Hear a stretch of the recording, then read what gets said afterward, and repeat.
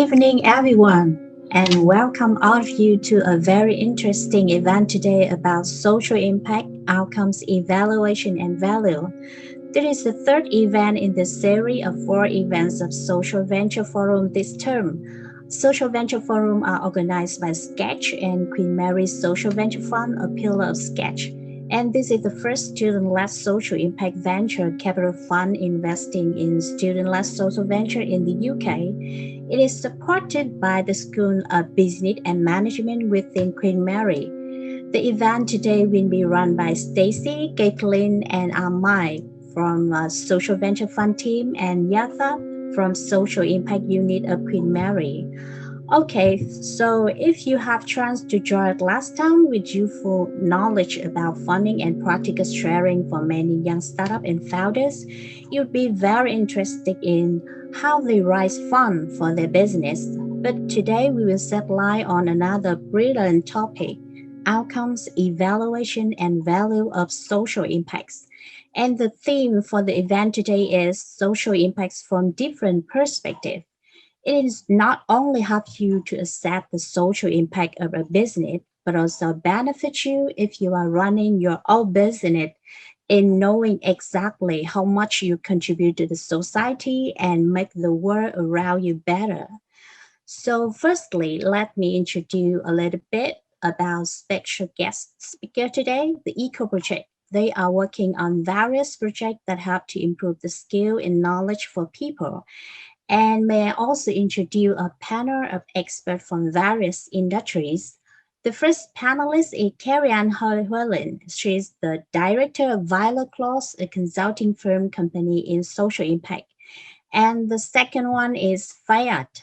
He has profound experience in Young Foundation, an organization is to develop the better connected and more sustainable communities across the UK. And last but not least, a very special final panelist, an expert from travel industry, Sinead Finn. She is the former head of sales and marketing and the former director of commercial revenue in Ryanair. Currently, she is the founder of Affinity, a company working in travel industry. She also a member of advisory board of Queen Mary. And about the agenda today, in the first part, Jace and Jasmine from EcoProject will tell you what they are doing now, how they come up with innovative ideas to create the significant social impacts. And after that, our fantastic panelists will briefly introduce you about their stories in the journey of creating social impacts. And finally, we will spend time for Q&A section when you may wish to discover further interesting information and facts about guests and panelists. In the event, we also run a quiz with a surprising prize, and the winner will be announced at the end of the event today.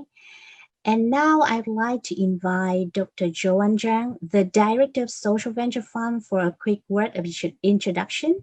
And then Dr. Patrick Makuk from School of Business and Management will demo briefly to you the Sketch website.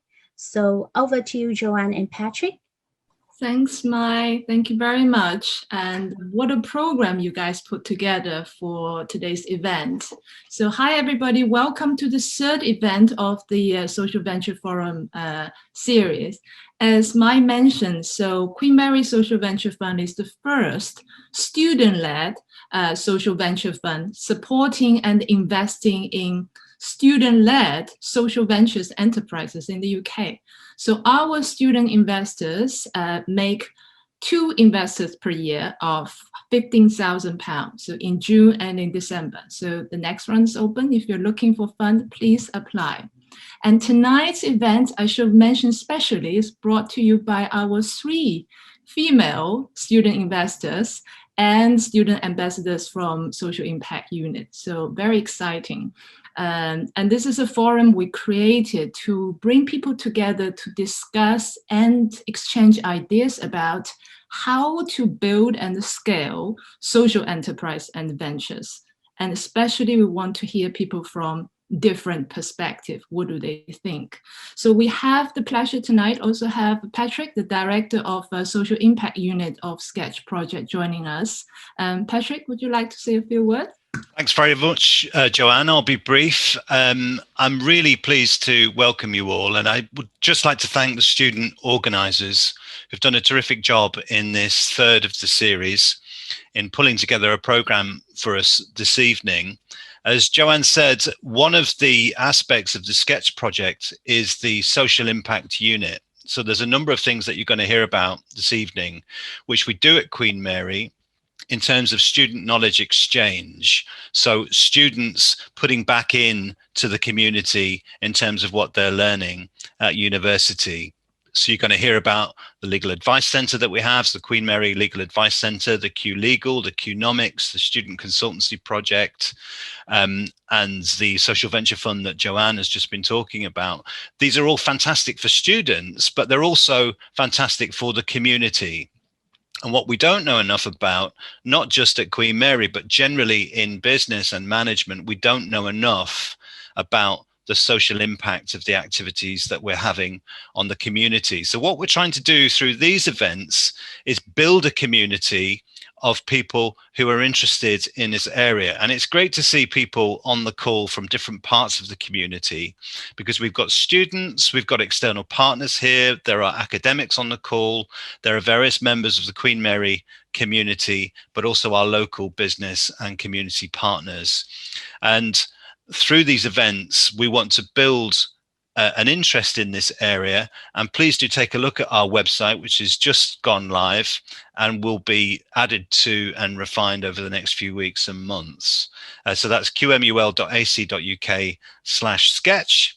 And the two student teams who are going to be saying a few words will also be referring to the different parts of the website and the different parts of the activity in the Sketch project. But this evening really is an informal discussion about social impact. What is it? How do we observe it? How do we measure it? How can we optimize it for the benefit of all stakeholders? So thanks to the student organisers in particular, but also their mentor, Sinead Finn, who's from our advisory board, but also to Fazan, who's been working tirelessly behind the scenes on events such as these and all other matters related to the Social Venture Fund and the Social Impact Unit. I'm going to stop there and hand back to Mai, I think. Thank you, Patrick. And the next part, Caitlin, will go with you for the rest of the part. Thank you. Over you, Caitlin. Good evening, everybody. My name is Caitlin, and I am one of the student investors on the Social Venture Fund. And I'm just about to share my screen to share a video about social impact. Hopefully you can see and hear this. Is the long-term difference your organisation makes to the people or places you work in and with. Every organisation can have a social impact, but for social enterprises and charities, the impact they create is intentional and fundamental to their governance. They have social impact at their core. Their driving force is to create positive change in order to create a better, fairer world. Why is it important to manage and measure your social impact? Firstly, your service users, supporters, funders and stakeholders will want to know how you're helping improve lives. So it's not just a nice to do activity. Measuring impact for social investment is important as social investors consider both financial and social return. Social investors want to use their money to create impact, so they want to know how their money will make a difference. They want to know your social impact. Many social investors are even social businesses themselves, so their money may also come from organisations and individuals motivated by social change.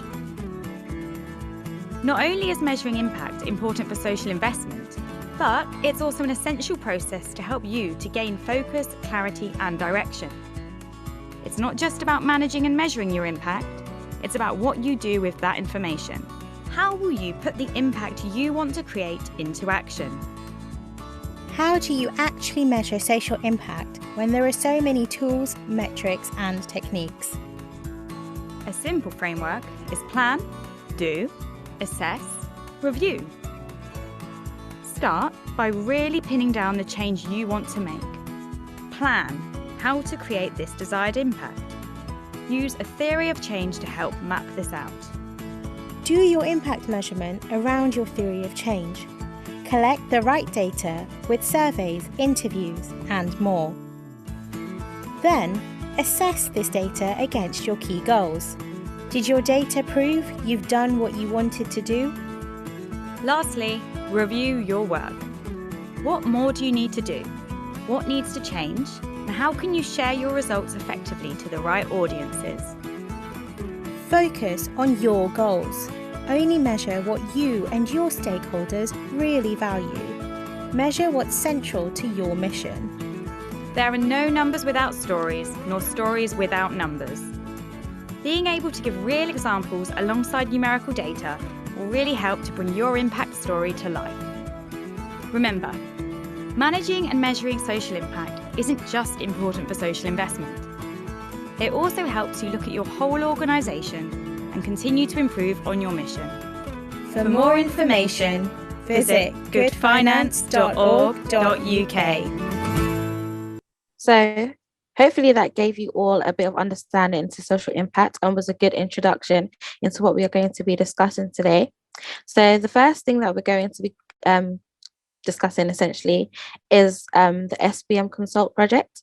So Anna Summer and her colleague are going to be discussing what they do as a part of the SBM Consult. Hi everyone, thank you to the organisers again for giving us this space to share some of our project findings. I'm Anna and I'm the project coordinator for the SBM Consult team investigating social impact of Sketch. So we're a team of 5 students examining available models of social impact evaluation in order to make some recommendations for the appropriateness for application at individual pillar level and collectively across the Sketch organisation. So our team is working in a 10-week project under the supervision of Patrick, who you've already met, who's the social impact unit director, and Fazan Ahmed, who's the coordinator. So as Patrick said, Sketch stands for Student Knowledge Exchange through Community Hubs. It's a new Queen Mary professional services organisation funded by the Government's Office for Students to provide pro bono student-led consultancy services to businesses and the local community. So you can actually check out the website. I think somebody's put the link already on the chat, but it's on the slide as well. And there's a Twitter handle, so if you want to follow us on Twitter, please do. So Sketch is formed by 6 foundational pillars, and they are Queen Mary Social Venture Fund, the Legal Advice Centre, or LAC, Qnomics, QLegal, the Student Consultancy Project, which some of you may know formerly was Q Consult, alongside the new Social Impact Unit. So my team, Zoha, will be coming in now just to share a little bit more about what each pillar does and some of the social impact that they are having as well. So I'll leave it to you, Zoha. Hi guys, so it's a pleasure to be here and to have the opportunity to speak. So without further ado, let's start on with explaining the findings of the project. So the first stage of the project was to actually understand in more detail the work of each pillar and what its potential social impact was. Now, the pillar that I was given was the QM Social Venture Fund, and it was the first student-led social impact venture capital fund investing in student-led social ventures in the whole UK. And one of the things that I found really interesting was that it's built by students, and the students on the panel had the unique opportunity to invest in social-led social enterprises. It was introduced in order to help the students develop and enhance their entrepreneurial learning, to aid them in networking with social entrepreneurs, going out and seeing industry professionals, and to also help them in identifying potential social impact enterprises in the area. I know there's been a lot of work in East London that's been done in regards to that. Now, the student VCs advise and invest in real life, and most importantly, early stage startups that are dedicated to a specific social mission. This process then has the unique ability to inspire the students on the panel, whom themselves can go on and start up their own social enterprises, with the added advantage of seeing business plans and meeting student founders, market sizing, making investment recommendations firsthand from this program. The next pillar that we had was the Legal Advice Centre, so the LAC. Now, with this pillar, the providers provide free legal advice to members of the public and staff and the students at Queen Mary. It intends to enable greater access to justice in the community, and this is actually done by allowing students to get involved in live cases through roles such as note takes. Most notably, the LAC provides legal advice to members who basically are not able to afford the legal advice, and it gives a real opportunity to the students at Queen Mary to get involved and witness how law is implemented, and they can also learn and translate this into making a positive influence onto the society and specifically East London. The LAC provides free legal advice on many different topics, some of which, importantly, include family law, company law, immigration law, criminal justice project as well. Our next pillar is the Q Legal. So this is the award-winning service providing free legal advice and resources to startups and entrepreneurs. It's a stimulation of an innovative commercial legal advice, legal practice, pairing up postgraduate law students from the Centre for Commercial Law Studies at QM, and then with supporting external professional partners.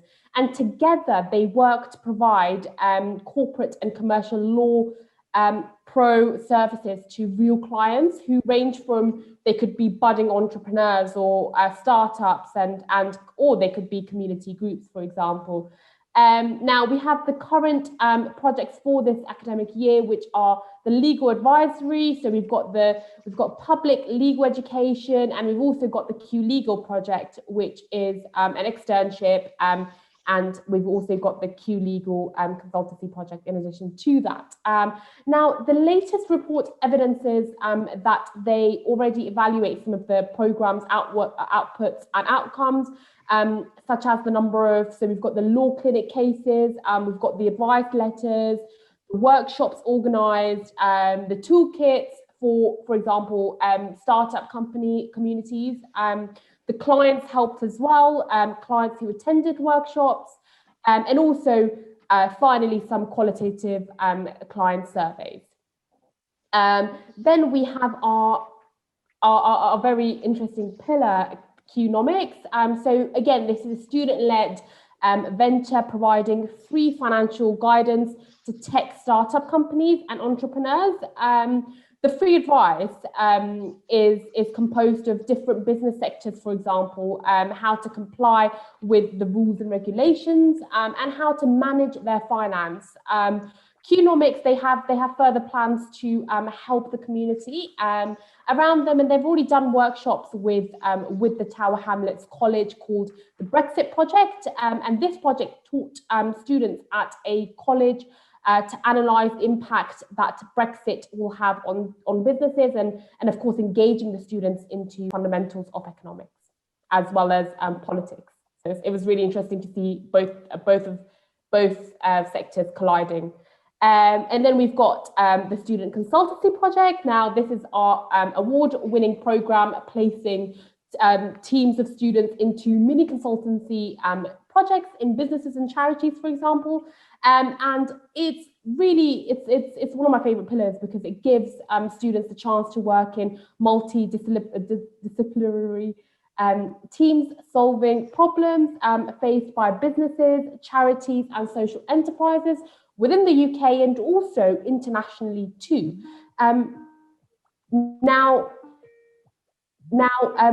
Now students can undergo several training sessions, coaching, face-to-face client meetings and further professional development offerings. After working on a project for 5 weeks, what the teams will then do is present their findings directly to the client in a form of a short report and also a presentation. We also have the social impact unit, the SIU, and this basically is developing data from the pillars to evaluate the impact of student knowledge exchange activities. Over to you, Anna. Hi, thank you so much. Thank you, Zoha, that was great.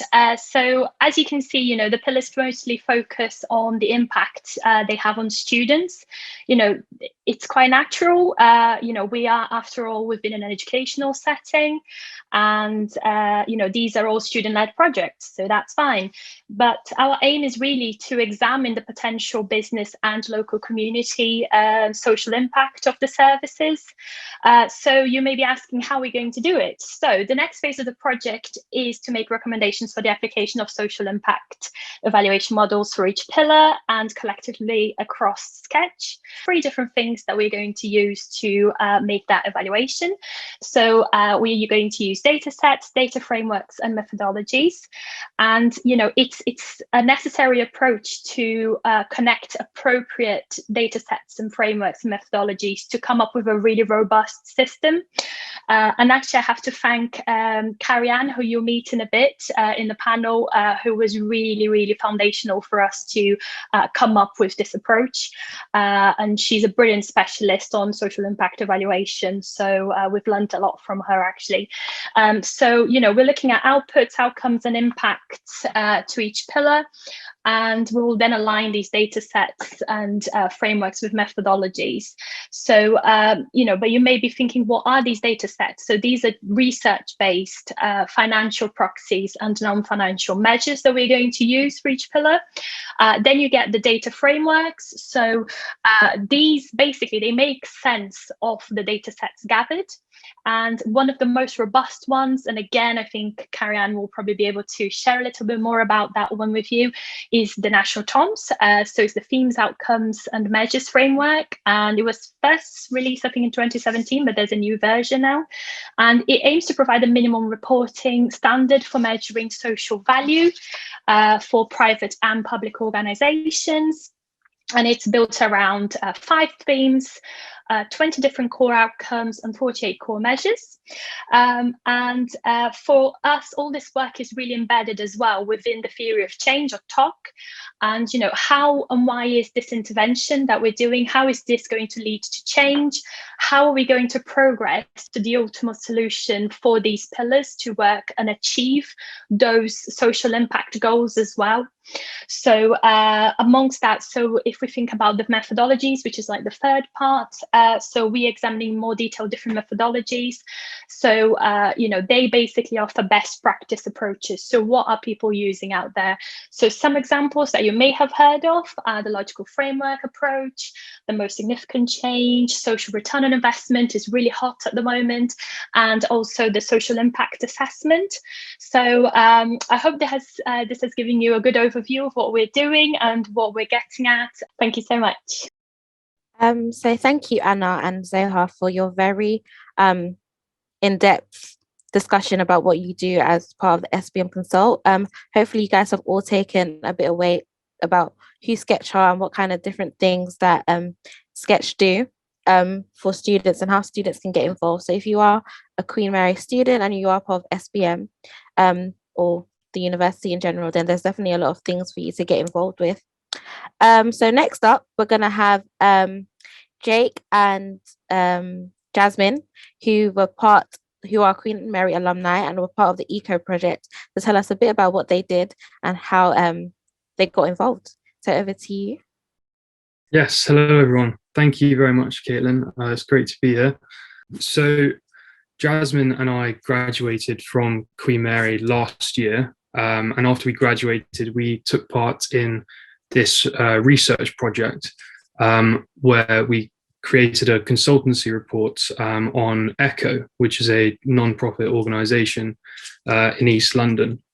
Jasmine's role was to conduct a literature review on previous research into social return on investment, and we also had 3 other team members who aren't here today, but they conducted interviews with participants of this project. We also had a Ways conducting a quantitative analysis of the project. And my role was just to sort of bring all this together in this webpage that you see here. Okay, so ECHO, as I mentioned, is a non-profit organization. They connect people and businesses to share skills via an online platform called the Economy of Hours. The Economy of Hours has been around for a number of years, but ECHO launched an initiative called The Match in direct response to the COVID-19 pandemic. And the aim was to sort of connect struggling businesses that were facing challenges because of the pandemic, and also skilled furloughed workers. So our sort of aim as a team of 5 was to assess how effective the match had been in connecting volunteers with businesses, but also contributing to social return in the wider community.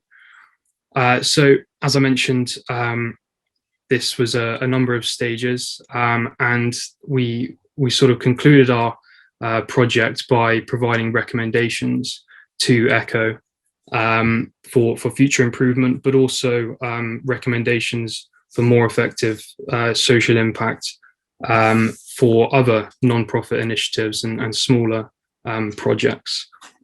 So the first bit was the literature review. I'll hand over to Jasmine to talk about this. Hi everyone, and thank you for being here. As my colleague Jake mentioned, my role was to mainly work on the literature report as well as contributing to part of the quantitative analysis. So when conducting my report, I looked mainly at what was the understanding and meaning of social impact and social value when using evaluation practices, specifically in the third sector. And for example, I looked into specific frameworks called evaluation logistics, such as the scientific, bureaucratic, and learning logics that can then be applied through other 3 main types of evaluation methods. For example, one of these is the logical framework approach, also called the LFA, the most significant change, the MSC, and the social return on investment, also called the SROI. All of the above really favored having stakeholder involvement, for example, and a lot of attention has been given to the evaluation of third sector organization due to 3 main reasons. One is the professionalization of the industry. Second has been the pressure of funders wanting to find out more where the funds are going and whether these are making a difference to the projects. And thirdly, entrepreneurs wanting to look for new opportunities. So therefore, in my report, I looked mainly at these 3 logics and evaluation methods. And then I also explored how previous research has looked into how we can measure stakeholder involvement and value, and also assess what was the level of credibility of these evaluation practices. And then I ended my report by giving some future recommendations that can be applied in future projects that ECHO can consider when they will be doing further projects. We also then conducted the quantitative analysis. When doing this, we considered factors such as geographical context. So for example, we focused mainly on East London and the businesses in that area. We then looked at how COVID-19 has specifically impacted small businesses in East London, and we created different graphs and statistics on these. We also then analyzed what type of help these businesses required. So for example, some businesses may require help with marketing. So a marketing expert would be paired up with one of these businesses. And at the same time, we also looked at other areas, which areas specifically required the most help. So for example, Haringey and Hackney required the highest level. And then we also looked at what help the volunteers could offer. So like I said, some would be specialized in marketing or finance or for example, human resources. And we then moved on to the case studies, which I will pass on to my colleague, Jake. Yeah, thanks. obviously this is quite a long web page, so I won't go through all of it. This should be live on the Sketch website very soon. So I'd encourage everyone to look at it at their own time. But the case studies were conducted by two of our other teammates. They interviewed 2 volunteers and 2 business owners just to get a sort of qualitative assessment of how their experience was in the match. So I'd encourage people to come back and have a look at these. And these testimonials just kind of pull out some quotes from these interviews. And again, I won't go through all of it now just because of time. And obviously the last section of our report, as we said, was the recommendations. And I'll hand back to Jasmine to just finish this. Yeah, thank you, Jake. So in regards specifically from the report, the future recommendations that I written was that the most significant change method could be ideally the best evaluation method to use. And this was because it would involve a regular collection of important changes occurred throughout the programs.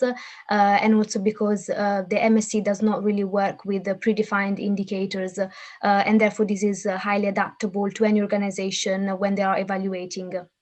Along with this, the learning evaluation logic could also be helpful because often it is open to change. It does not require the opinion of an expert, but rather it focuses on laypersons.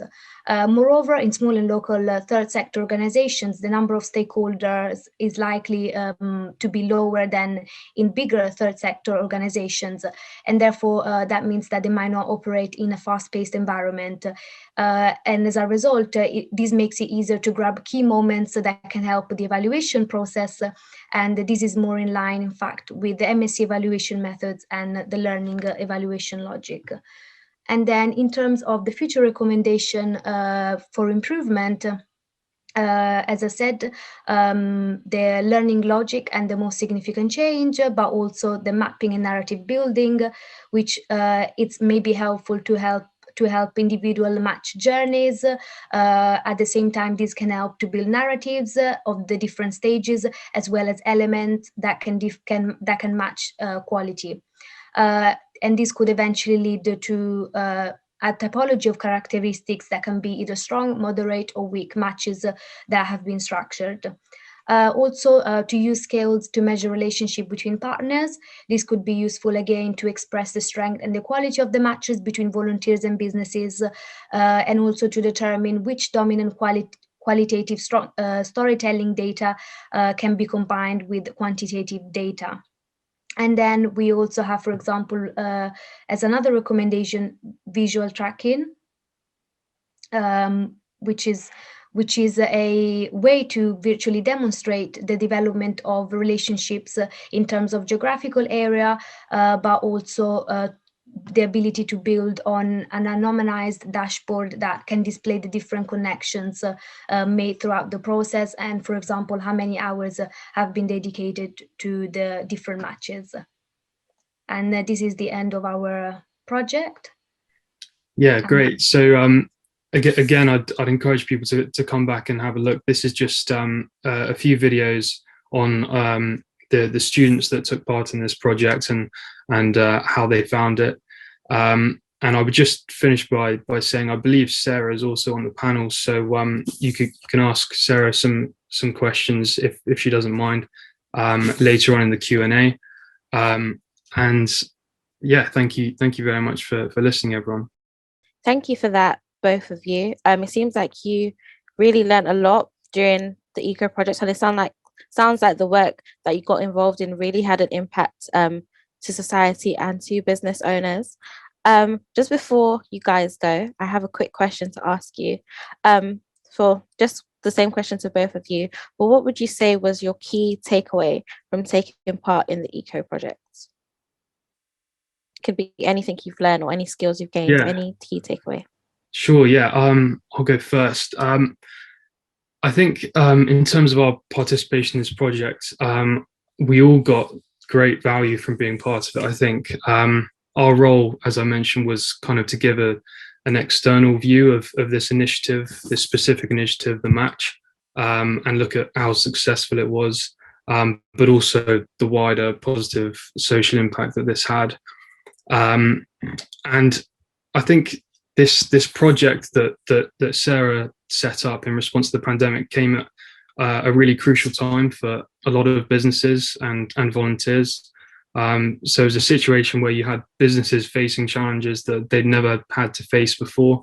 And at the same time, there was skilled professionals, highly specialized in different things, being furloughed from work. So it was kind of a natural but brilliant idea to kind of bring the two groups of people together to on a voluntary basis to kind of share their skills. So I think being involved in that and being able to sort of view it from an outsider perspective and then give recommendations that could hopefully improve the project in the future, but also other similar takeaway for me.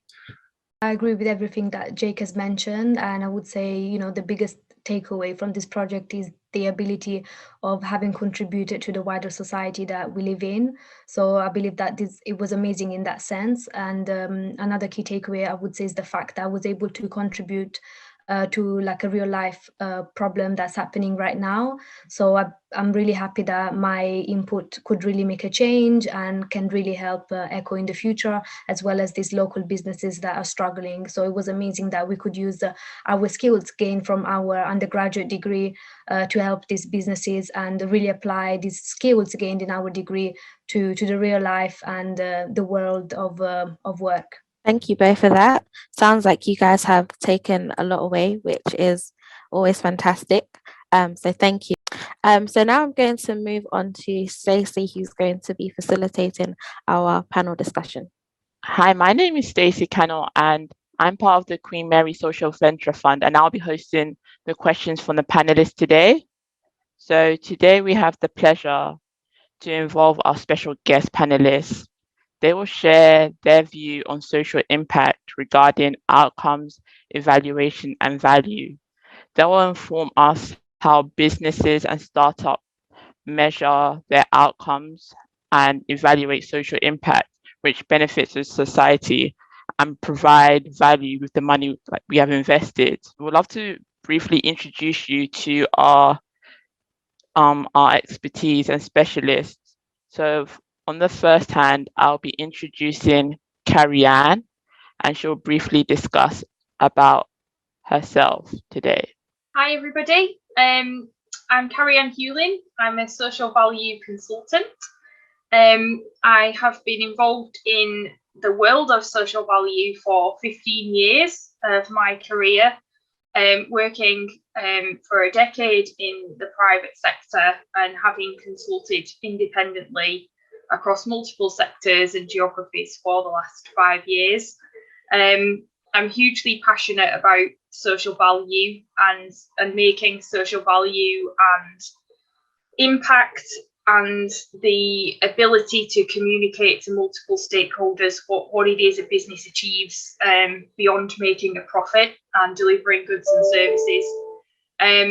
I want to make that accessible and easy and enjoyable and exciting for people to do. So hopefully my level of geekiness on this topic and research that I've done and experience in business will just start to invigorate the conversation when we start to discuss social impact in a bit more detail. Thank you, Carrie Ann. That was a lovely introduction regarding your expertise. And now I'll be moving on shortly to Sinead Finn, as she'll be providing an introduction as well. Thanks very much, Stacey. Hello, everybody. My name is Sinead Finn. I've worked in the travel industry for over 20 years, spent 13 years at Ryanair before setting up my own business called Affinity. And in the main, what I do with Affinity is I help startups and mid-sized businesses in the tech travel space to connect with airlines, to contract with airlines across it's globally. And I am fortunate to be mentoring Caitlin, Stacey and Mai, and really enjoying that. And I'm also on the board at QMUL at the business school. So all very enjoyable. I really wanted to say to Jake and Jasmine that I loved your presentation. I commend you for what you've done in what has been a very difficult year, using your skills in such a way. It's fantastic. And obviously doing it all remotely. So well done to you. Thank you, Sinead, for your lovely introduction. We really enjoyed you mentoring us as well. And next, I'll be introducing Fayad Simdoon. He'll be introducing himself as from his own work experience too. Thank you, Stacey. Hi, everyone. I'm Fayed Shamsuddin. I've spent the last decade focusing and supporting social impact projects and campaigns, primarily in London, but also across the UK, as well as projects abroad in a number of different countries in international development context. I've kind of been really passionate about supporting organizations and institutions to really embrace social impact and social value at the core of the business, and not at just as a peripheral item like some businesses do. So yeah, it's really about really pushing forward, the importance of supporting communities and individuals, and really looking at how impact and valuation can make that difference and really make an organization stand out in terms of what it's achieved. Thank you, Fayed. That was amazing, your introduction about the experience that you have done. Now we have met everyone from the panelists, so from Carrie-Anne to Sinead to Fayed, and you've met Anna as well from SBM Consult, and Jasmine and Jake from Eco Project, as they'll all be part of the panelists that we'll be having questions for today. So today, the main topic we're going to discuss is how to measure outcomes, evaluation, and value within social impact. We are aware that most people want to know the outcomes and values from social investments in both the public sector and private sector. It's very clear of recent that for many years, companies have adopted to disclose information regarding outcomes and valuation within their corporate social responsibility, as this provides transparency for investments. And now to begin, I'll be asking my first question to Carrie-Anne. What does social impact, outcomes, and evaluations mean to you and the work you have done? Okay, thank you, Stacey. So I think what social impact and the ability to kind of value what a business creates in terms of a socially responsible footprint is about being able to, right now in 2021, kind of embrace the tools and methods and approaches that we have available to us to give social impact and social value delivery the credibility that it should have. We've experienced within business that the social responsibility pillar of the triple bottom line of profits, planet, and people, the people pillar of that has been the last to the table, and has been the last to get a level of credibility within business. But because we've been on a journey with this agenda for a long time now, and it's not brand new to us in 2021, we actually have a fantastic environment to quantify and communicate impact to lots of different stakeholders, lots of different kinds of investment approaches, lots of different clients and people that have a vested interest in what business are doing, allow people in society to make decisions on where they spend their money and where they don't spend their money because of the impact that businesses create. So I think that for me, it means allowing and helping and supporting and advising organisations to be able to navigate that exciting environment that we've got now, to be able to give the credibility to the social activity that we create as a sector of businesses. Thank you, Carrie-Anne. I definitely agree with you regarding supporting the business and societies around like the country and the world, providing that extra support. I'll now be moving on to a question we have for Sinead regarding the commercial industry. Is there any social impact in your industry currently for travel and tourism? And if so, how does it work? Okay, so yeah, that's a very great question, Stacey. Thank you. So travel and tourism is hugely relevant to enhancing social progress. I think maybe we're not as good at talking about it as individual companies, which is where Carrie-Anne comes in. But recently, in fact, only last week, the World Travel and Tourism Council released a social impact paper, which is very timely for this evening. But travel and tourism not only drives economic growth, but it also enhances social progress across the world. And they found that it did it in 4 ways. The first is its diverse and inclusive nature. The second, the ability to enrich communities. The third was job creation and alleviating poverty. And the fourth was a catalyst for innovation and entrepreneurship. And this is really my area where I work. It's the innovation and entrepreneurship of the businesses who I help. But the research was undertaken in cooperation with the Social Progress Imperative, known as SPI. And, you know, you asked the question maybe, or I'd like to, you know, talk about that. Why is this study so important today? And it's because travel and tourism has been absolutely devastated by COVID. 174 million jobs were impacted globally in 2020.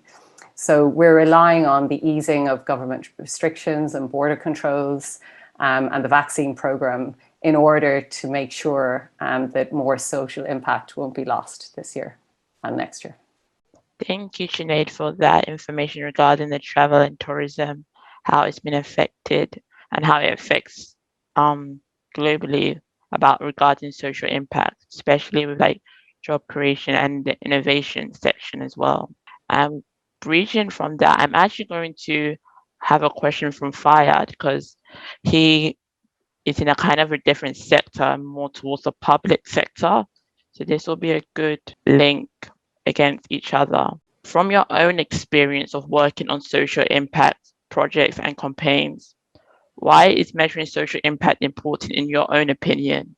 Thank you, Stacey. Well, actually, just following on from both Carrie and Sinead, you know, when it comes to looking at social impact and kind of importance, you know, you look at it from kind of different perspectives. You look at it from kind of like a business, corporate perspective. You look at it from the kind of the private industry, but also from a public sector, and you know what local governments are doing to kind of support social impact and support initiatives. And through my kind of experiences that I've had over the years working with different departments and within government, but also within organizations who are trying to support local governments to enact social impact on the ground from a grassroots level, I'll say one of the main kind of elements that I feel is very important is if an organization is looking to look at implementing, you know, a social impact report within the organization, it really helps to show kind of your accountability to yourselves, but also from an organizational point of view,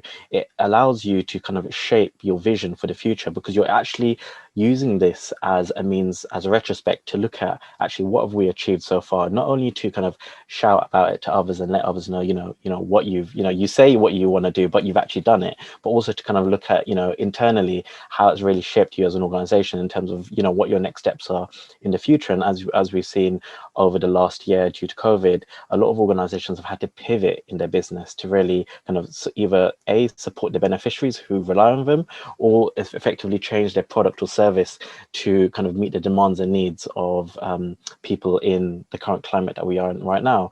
It also helps strengthen an organization's credibility when it comes to looking at social impact, because again, it allows you to not only say, you know, I've, you know, supported, let's say, I've supported people, you know, within food banks, or I've supported organizations or individuals when it comes to areas of mental health. Again, these are topical issues that have been very current over the last year. It allows you to effectively show, you know, that you've made these impacts, you've reached targets, you've actually helped supported, you know, people through difficult times. Lastly, the kind of, for me, one of the biggest elements of having a social impact report is that you're in a fortunate position to actually lay the foundations for others to follow in your footsteps.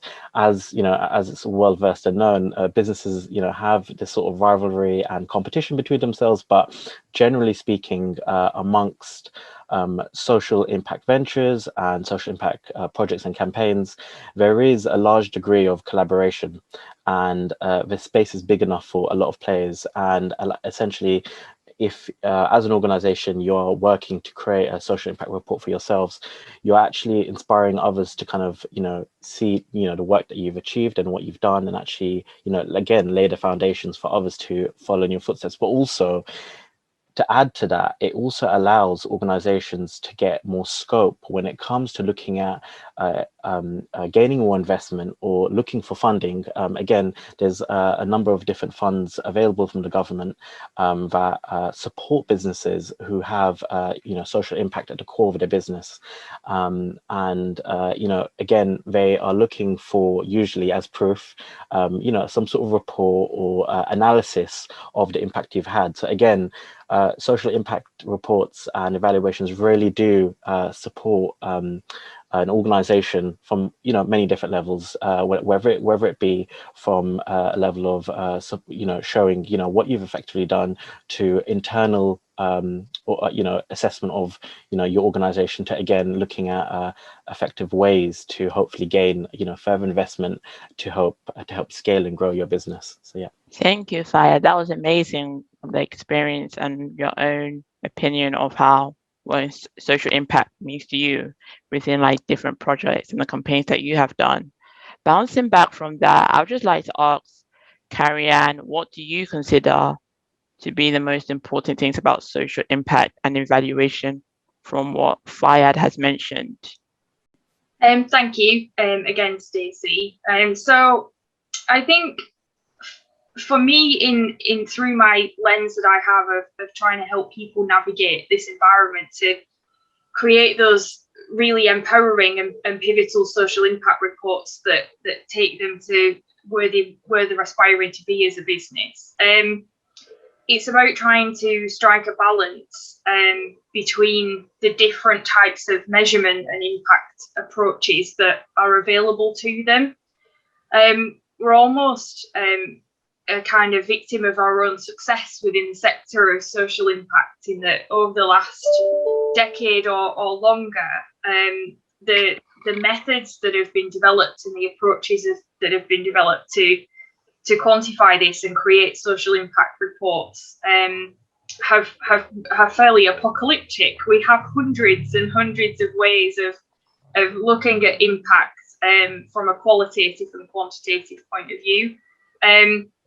So I think what's important is placing yourself in a contemporary situation and looking at what's available to you in here and now, and taking advice and looking at best practice from other sectors, and really then being able, particularly in the third sector and the public sector, to strike a balance between a qualitative methodology type approach, which tells the human story of what you did and resonates with those stakeholders that are really invested in that, but also to look at these data sets and frameworks that Anna touched on earlier, that allow us to shape some of the measures that we might use to articulate the outcomes we've created, that if we choose them in the right way and connect to the right data sets and frameworks, we can use financial proxies, and we can value some of that activity.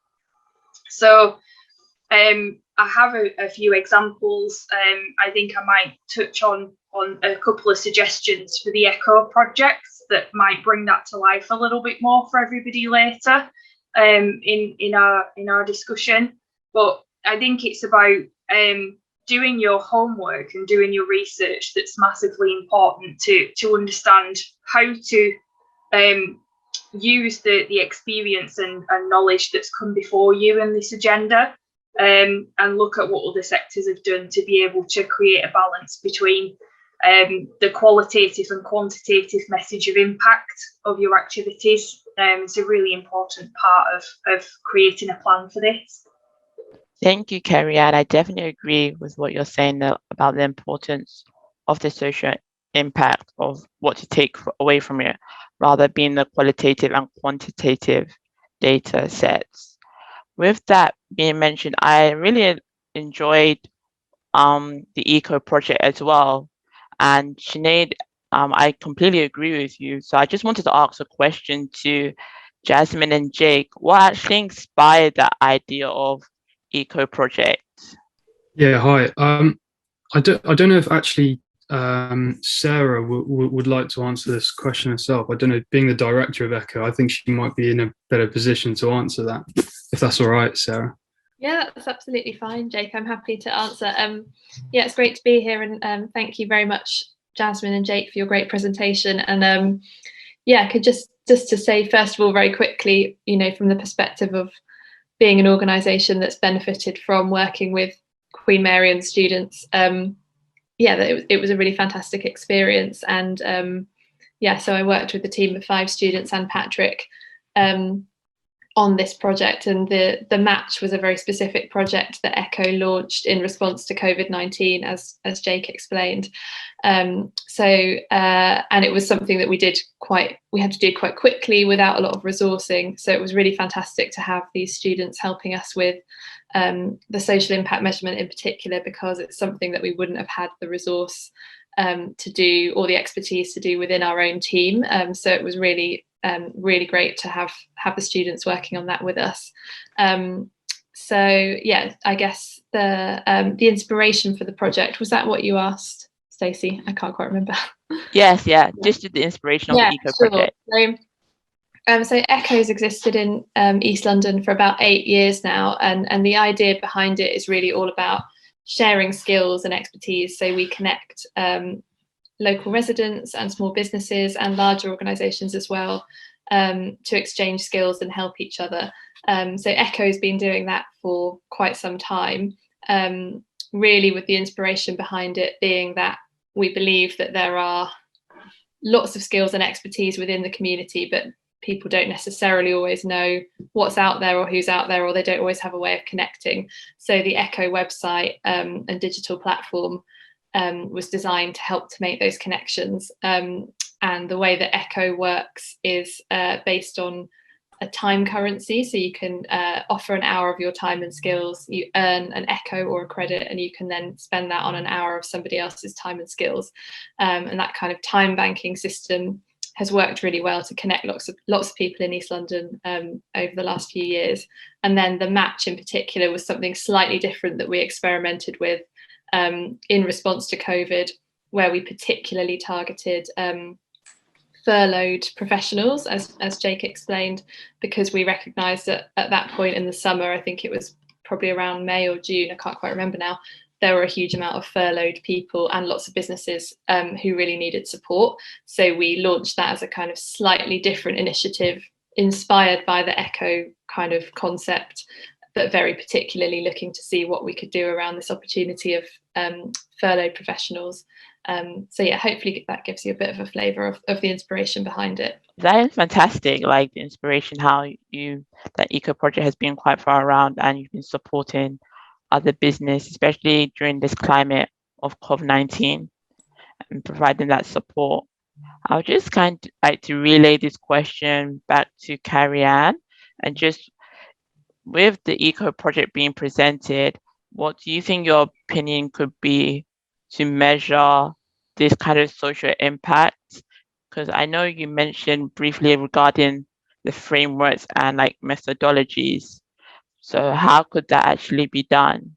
Okay, so I mean the project itself is amazing, and the need to connect knowledge from different sectors of business to other businesses and communities that need that knowledge is an ongoing and growing requirement, and something to have an approach that manages that and controls that and maximizes the impact that can create is just so fantastic. And I think that like every region within the UK would love a mirrored version of the ECHO project to serve that purpose, because it's a conversation I have on a daily basis as a practitioner about creating that relationship between sectors and between businesses for knowledge share. And the guys, the website is fantastic. I had a really good look at it in terms of what's been put together, and the methodologies and the analysis that you've done on the approaches you could take. It's all massively sound. Like, I'm not here to say there is anything wrong with the approaches that have been suggested, because they're all fantastic and valid and justified, and there's a case made for the approaches you would take. I think it would be maybe interesting to have a look at a balance between a little bit more of a transactional lens of what you're doing. So essentially, individuals are giving their time, and there's a quantification to that time that they're giving. And we talked previously about the National TOMS framework, which is TOMS stands for Themes, Outcomes and Measures.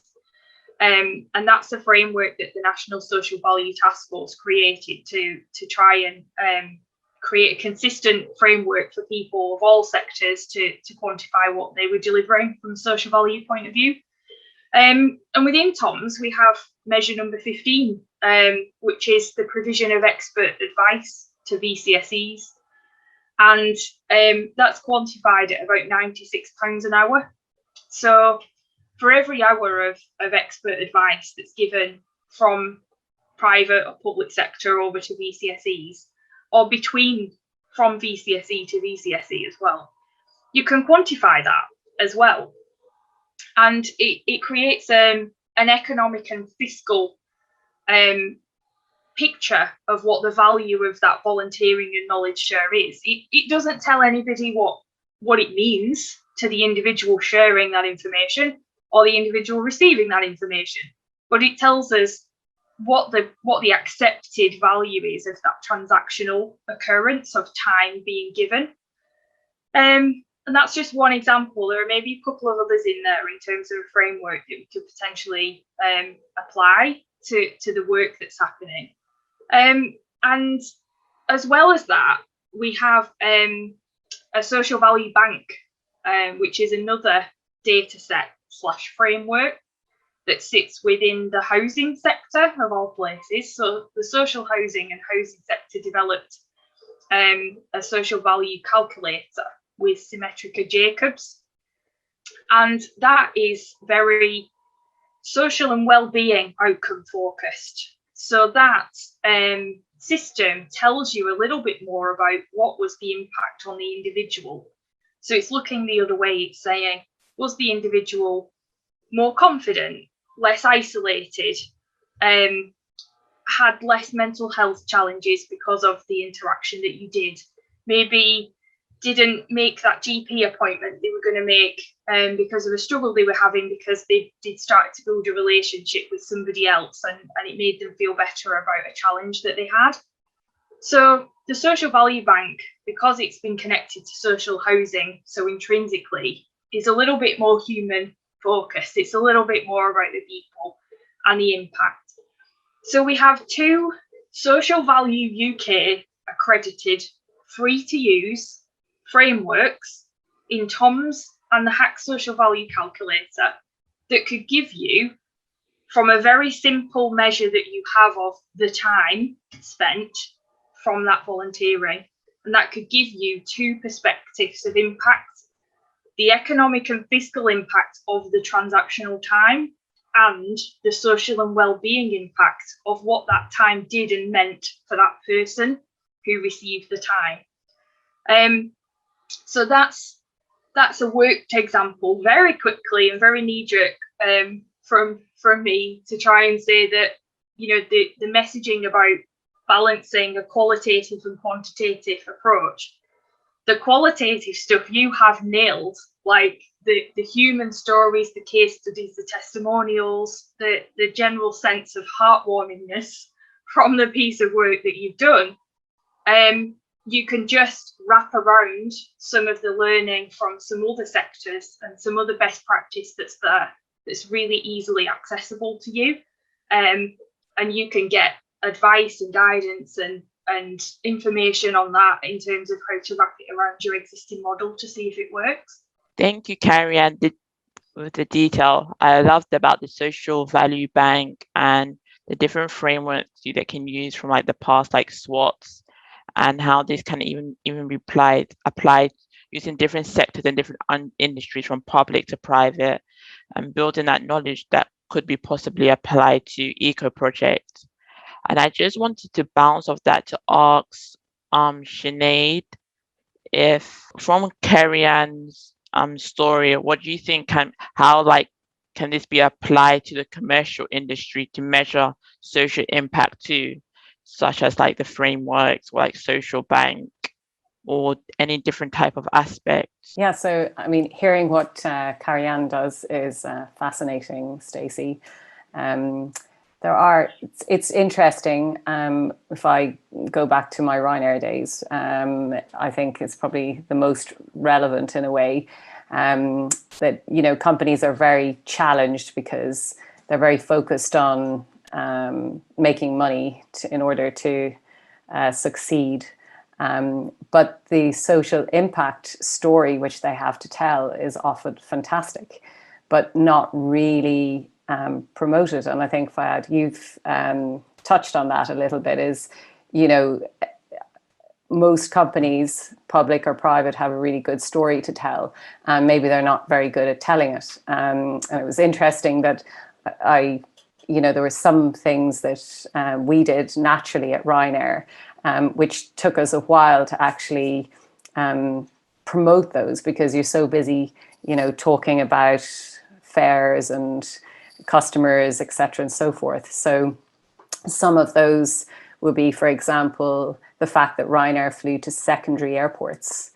So instead of flying to Maine, like to Frankfurt, they flew to Hahn, which is near Frankfurt, but not an hour from Frankfurt, and it was a military base. And you're creating employment around there. You're, you know, adding such huge social value to a disused area, and the byproduct of, you know, coach services and everything that comes with the industry.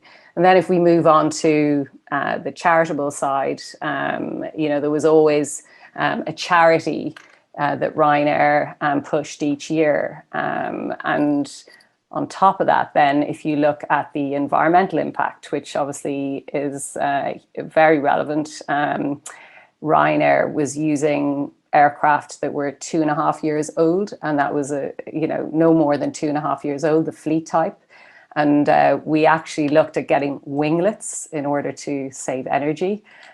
So I think really, you know, how Carrie Ann explains everything it's incredible. And I think if more businesses understood, you know, the value or how to express themselves in this respect, I think you'd uncover quite interesting, you know, there's such interesting stuff underneath what they're trying to achieve every day, which is make money, keep people in jobs, you know, but there's so much there that somebody of Carrie Ann's expertise could uncover, and, you know, and they all have a great story to tell. So I think that's what I'm hearing the most is, you know, and learning the most, and what I find fascinating about what Carrie Ann is doing. Thank you so much, Sinead. I definitely agree with how it can be applied to different sectors of like measuring the outcomes and providing that social impact into different sectors. We just have a final question, and this is an open floor question for anyone. If there are basically any suggestions for students and young startups, how they'll like to create social impact. I'm happy to start off. I would say from my end, in terms of advice, in terms of how to social enterprise is obviously social impact is a very obviously quite large term, but I personally would say is really understand your audience, understand your communities, understand the people you're serving, understand the beneficiaries who are relying on your product or service. It's so important to really gauge from their perspective and build a relationship with them. The reason why startups and social enterprises are doing so well is that the facade of or the look of a a very large corporate organization where it's just a name. There's not really a person to put to the name. Whereas with a lot of small startups organizations and social impact organizations, they are really kind of human in terms of the interactions with the people they support. They're really kind of intimate in terms of how they want to help challenge issues or areas within certain local communities, and that allows for a certain level of affinity between the service provider and the beneficiaries or the people you're trying to support, or effectively if it's a product that you're effectively trying to sell. So my advice would be really understand and engage with your audience and your customer base and understand their needs and understand how you can really shape and curate your product and service to best fit their needs. And in that way, you're naturally going to be having ambassadors who will, speak very well about, your business and, how you support them on their journey or how you've helped them through their struggles. So that would, for me, be one of the key starting bases to then start building up your social impact and really understanding again, what your audience or what your beneficiaries need and what they want. Thank you, Faya. That's amazing advice. I hope it helps anyone out in the audience regarding if they do want to have a startup or entrepreneur like business currently now or in the future. We have one question from the audience, and to mention is that, is gender pay gap reporting now obligatory? Does the panel think that some version of social value reporting ought to go meant to be some type of way? Like, is gender pay compulsory in reporting? And does the panel do you believe there's any social value in reporting that goes in a type of way? I think I can just give a little bit of an opinion on that. I think that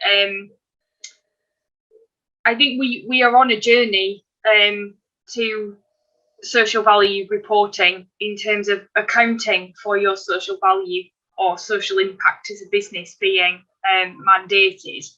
I think what we can see happening across a few different sectors is testing the water with this, because when the Social Value Act was released in 2013, well, it's passed in 2012 and it was released in 2013, the legislation was very woolly, and that's because it freaked the hell out of organisations at the prospect of having to account properly for social value, and to be held accountable for it. And we realised quite quickly that across all sectors there wasn't a lot of infrastructure in place to account properly for social value. We have no standard definition of social value and impact. We have no standard methodology for measuring social value and social impact, and that empowers sectors to do what's right for them and to report on what's right for them.